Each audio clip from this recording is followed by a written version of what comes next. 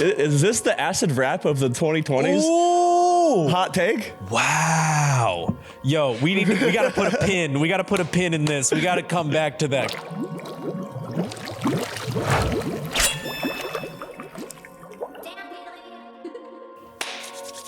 Welcome back, everybody, to the Soul Serum podcast. I am your keeping up with all the Joneses I can host, Clay Bonine. I am joined by my We Outcasts Avoid Hype in the Sunshine, We Break Ice co-host, Tanner Mavis. Sheesh. That was kind of a long one. I was worried. I was worried about that, but here we are.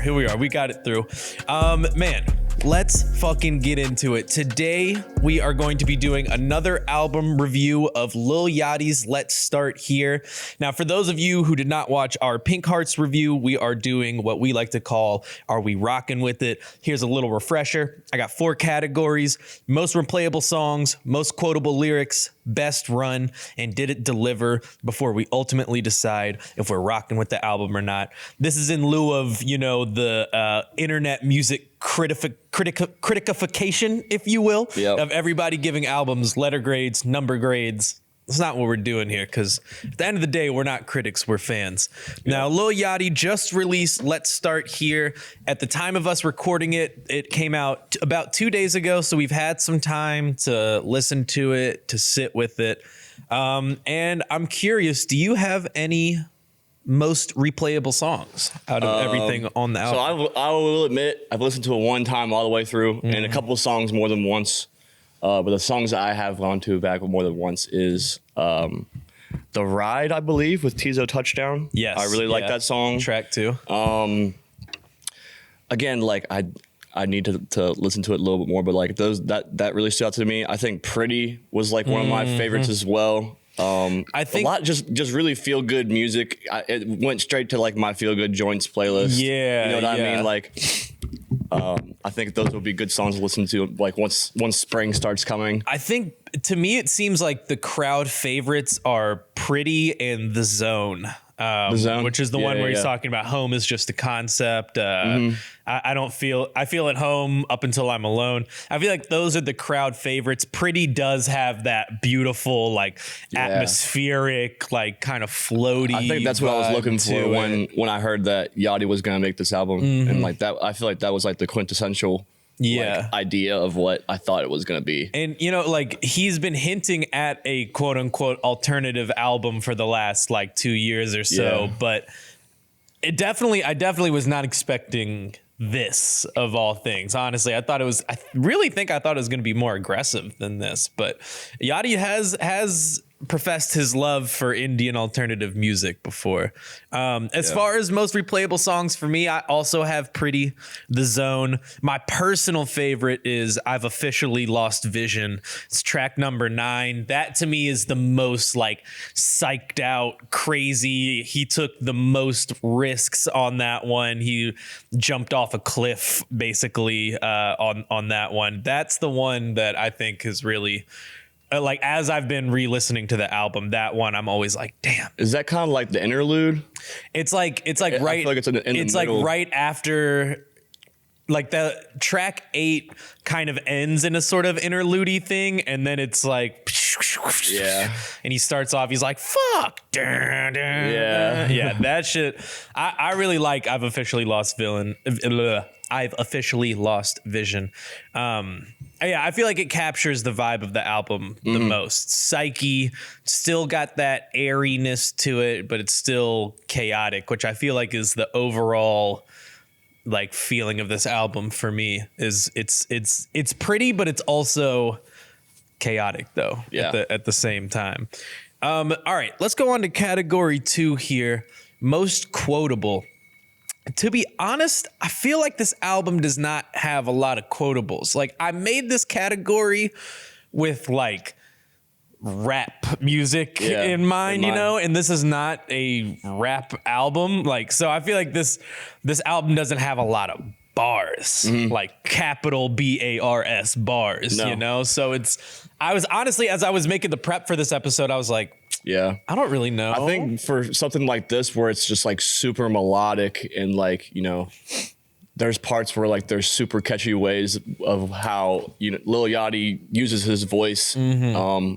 I think the wobbly voice is like, it's not a quotable thing, but it's like the most memorable thing to me. The way he took what he was already teasing, and we got a taste of it with Poland that wasn't supposed to come out, and clearly he was using this for this album. So it was funny, but also like it was cool, but also like it was like a comedic factor. That I said in our group chat that like he was actually using this. It wasn't a joke. Yeah. But that song was kind of a joke. That is true. And I think he says that in an interview after Poland came out and started getting big, as he was like, I've been doing this for the album that I've been working on.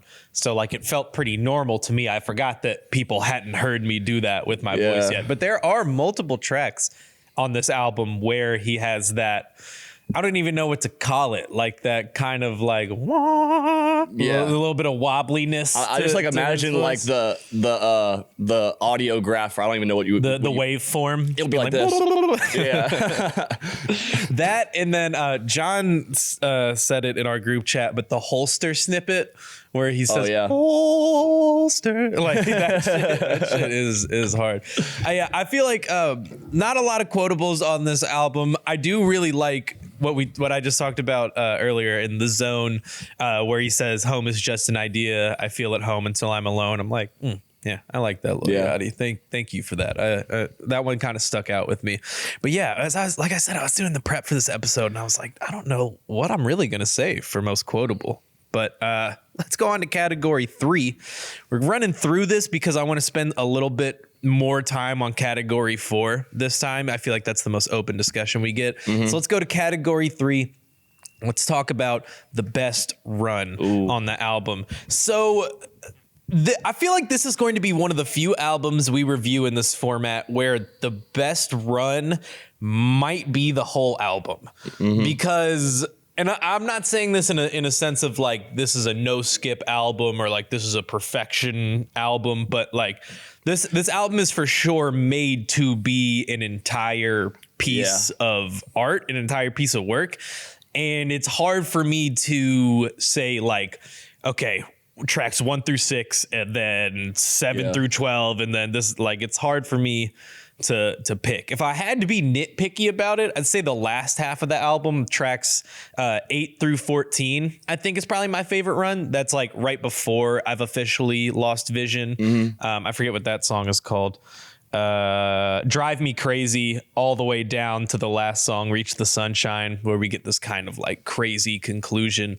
But I really think that this is an album that like needs to be you just fucking hit play and just let it 100% ride, you know? Yeah. Like you said before, with the last category, you know, we made this kind of format for like rap albums, and with modern rap album. Yeah, the modern rap album is usually like songs that are just thrown together is loosely saying it, but like, you know, I know most artists have like a vision of like what their track list is like looking like or whatever. But like for something like this, where Yachty is doing something totally off kilter and like just kind of going for it, you know, it's done with purpose, and you can tell from like the transitions and like the interludes that we were talking about, and the narration that he's kind of talking your way through like this experience. Like you can tell it's very intentional, and it kind of defeats the purpose of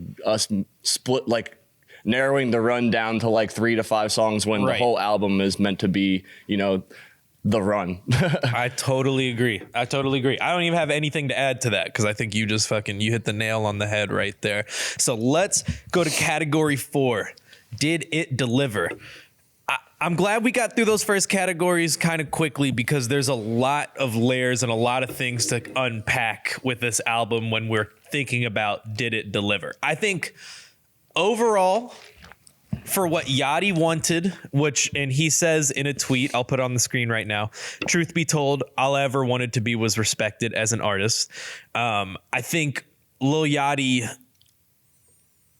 did what he wanted to do with this album. He got to evolve. He got to experiment with his sound. He got to prove himself as an artist. He got to prove himself to people who don't look at him as an artist. And I feel like that's been a lot of Yachty's career, especially since Teenage Emotions. Yep. You know, like when I was listening to this album, one of the first things I thought about was like, this is Lil Yachty's Teenage Emotions, but how he really wanted to do it, I think, right? Like maybe obviously sonically the albums are not the same, but I feel like, you know, that was like a very early stage of Yachty, and this is matured. I've learned some things. Maybe I took a couple of drugs on the way too. Like this is, I think it delivered for what Yachty wanted to deliver, if that makes sense. Does make sense. What was I going to say? Well, I want to, if I could. Go ahead. So another tweet that I want to talk about from Otto von Bismarcky, which is just a great fucking Twitter name, by the way. He says, and by the way, this is like some real like English class A+ writing in this tweet right here. This is fucking good shit. The Yachty album is endearing and fun in a low stakes, built to sell vinyl at Urban Outfitters way, but it would be much better if mass market culture hadn't decided that Tame Impala invented psychedelia and A$AP Rocky discovered acid. That is like, I really like this album overall, but I think that this tweet encapsulates my critique of the album like to a T. It's like for rap fans and for Lil Yachty, this is very experimental, very outside the box. It's an evolution of his sound. But like, you know, one of my favorite bands is a psychedelic rock band. And if we're talking about like psychedelic music, this is like on a very low tier. That's what I was interested to hear from you, because I know this is kind of your wheelhouse. It's not really for me. Like as a rap fan, like I'm not seeking out and listening to this type of music all the time. I fuck with it to an extent, you know, but like I don't know, you know, the overall lineage and like what regions are, you know, pushing the needle on this type of sound. Yeah. But also in a self-awareness way and just being involved in music, I know he's not pushing the needle with this. You know, he's not reinventing the wheel with this album. I feel like he's pushing the needle in the bubble of hip hop that we find ourselves in. Yeah. And like, I'm very guilty of this all the time. And like, I think a lot of rap fans maybe are too, where like we're stuck inside our bubble so much. Very one-dimensional. Very one-dimensional that like we kind of forget that other music and other genres are being pushed and whatnot. And yeah, I think this is, as far as like psychedelic music goes, this is like a very low tier of it. It's still good. It's still an enjoyable listen. It's very quality. I just think that, you know, like, and to bring up the other tweet that we were looking at earlier, who says this one? What's the Roddy? Oh yeah, Roddy says all these quote unquote hip hop pages praising the Lil Yachty album, but would decline your submission if you sent in something just like it. That's facts. That is another English class A+ fucking tweet right there, like, because it's so true. It's. We get stuck in our fucking bubble of hip hop, and then when somebody does something different, it's like, oh, you know, like people are receptive to it because it's Lil Yachty. He has a name. You know, people are complaining that rap is kind of stale right now, and the fact that he just went for it, people are gonna give him credit for it. You know what I mean? Which he should get credit for it. But, absolutely. You know, also I feel like majority of Lil Yachty fans are probably Caucasian, and they're probably listening to Tame Impala, and to go back to that man's tweet, they probably think that Tame Impala was the one to influence this type of sound, when there's probably a deeper, you know, lineage of how this sound actually, you know, came to fruition. Yes, totally. And, you know, and we got the Urban Outfitters crowd. Like he kind of like hit it on the nail on the head. Like I already know that he's gonna be selling vinyls for this shit, and it would probably sell pretty well. Yeah, and I think too, along with this, it's like we have to credit other people, not just Tame Impala, like Yves Tumor, MGMT for that matter. MGMT. Honestly, well, you know, okay. One thing I do want to say about this album too is and what I really commend Yachty for on this album is that he went out and got the producers who make that kind of music to make this. He didn't replicate it through different sounds and whatnot. He went to the source. He went to people who work with Charlie XCX, Blood Orange, Eve's Tumor, like all of these people who make this kind of alternative indie music that Yachty has professed his love for. Yeah. He went and got those producers to make this. And I think that's admirable. Very, very admirable, and shows that Yachty is a student and is an authentic lover of music too. You know what I mean? So I think like while we talk about maybe the shallowness of this album, I still do want it to be very clear that like I like this album and I like what Yachty did by taking a risk and taking a chance, because I mean, we need more people taking chances like how this. many artists have we loved where like first album's awesome, second album we like it, third album, fourth album, and we're like, okay, here we go. It's the same flow again. Yeah, like exactly. So for him to take this risk to jump off a cliff, more or less, like I totally love it. And I think it's going to inspire other artists to do the same thing. Like there's got to be other artists that are thinking about, man, I'd really like to make this type of album or venture out to this type of sound, but haven't really got the confidence to do it. Their label, isn't really letting them. Also, I saw like a conspiracy about like the cover art. It's the concept behind this AI cover.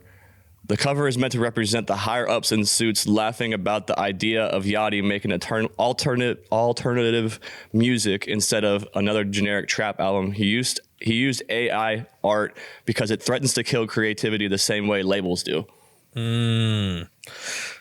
If that is the meaning behind the cover, that's fire. That's awesome. Yeah. I love that. And it makes a lot of sense too, because like I gotta imagine now Yachty is, I think, lucky enough to be a part of he's in Quality Control, right? Yeah, but Quality Control is owned by a bigger label, which they have to go through. So I'm sure Quality Control is probably really supportive of whatever Yachty wants to do, since he's been pretty successful as an artist his whole career. But I'm sure that Def Jam or Warner Brothers or whoever owns Quality Control, I can look it up actually, probably did laugh at Yachty in their suits in the boardroom when he was like, I want to make a psychedelic alternative album. Like they just know trap is what's selling, and they probably just didn't want him to do it. They're like, come on, Yachty, take the walk to Poland again. They're in a partnership with Motown Records, and then the main record label that is like their feeder label is UMG, Universal.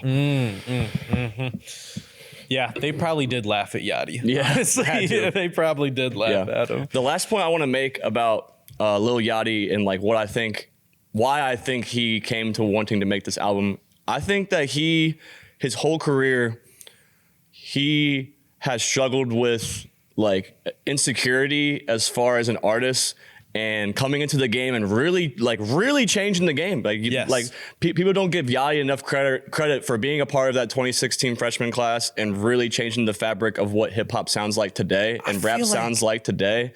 And, he got labeled a mumble rapper, quote unquote, and that really affected him, I think, in a big way. So he started rapping his ass off, starting with From the D to the A, and then to all the Detroit songs, to the Detroit album with all the different Detroit rappers. Yeah.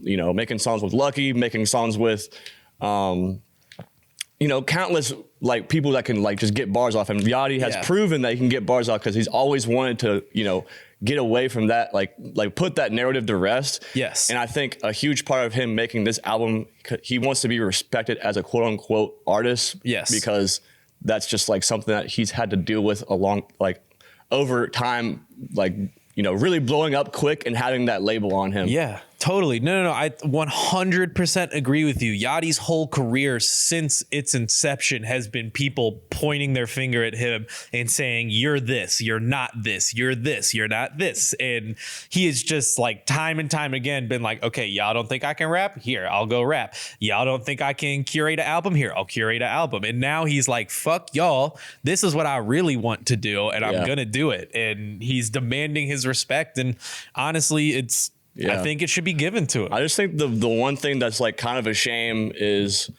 you know, he's pretty much saying that he wants his respect as an artist, but like all of us that love him, we've always loved and respect Yachty, what he's done as an artist. We think and we know you, Lil Yachty, if you're watching this, you are an artist. You're a great musician. We know you're super talented in the rap hip hop genre. Like you know, for us fans, you didn't have to go there to prove to us that you were this, but we do appreciate and respect you for taking that jump, you know? Totally.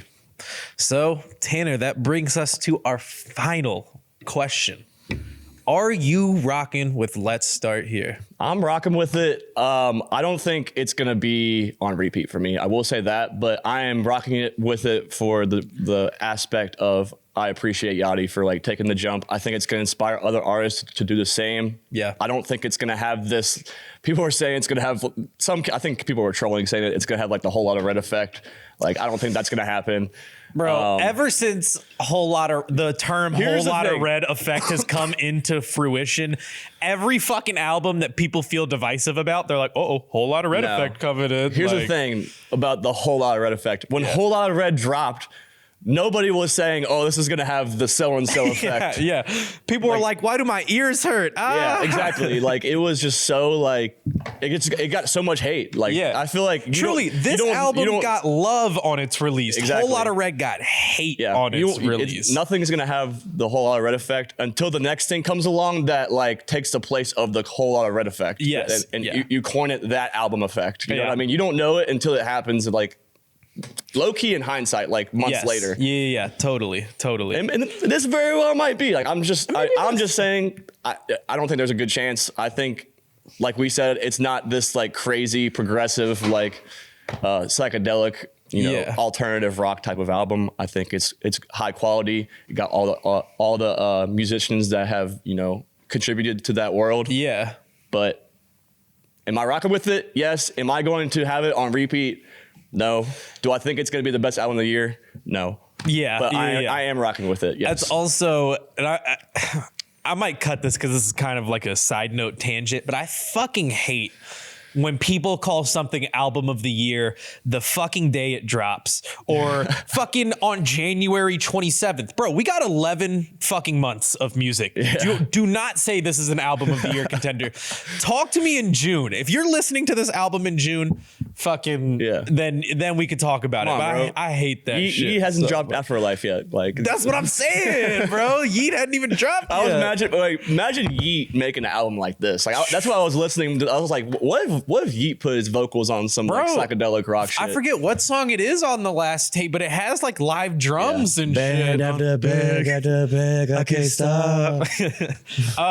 I am rocking with Let's Start Here.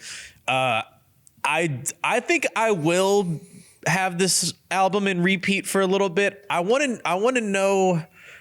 I want the weather to get warm, and then I want to play this album. You know what I'm saying? Like I said, I added like 3 or 4 songs to my feel good joint, so I'm going straight to that playlist once the weather gets to like mid 60s and 70s.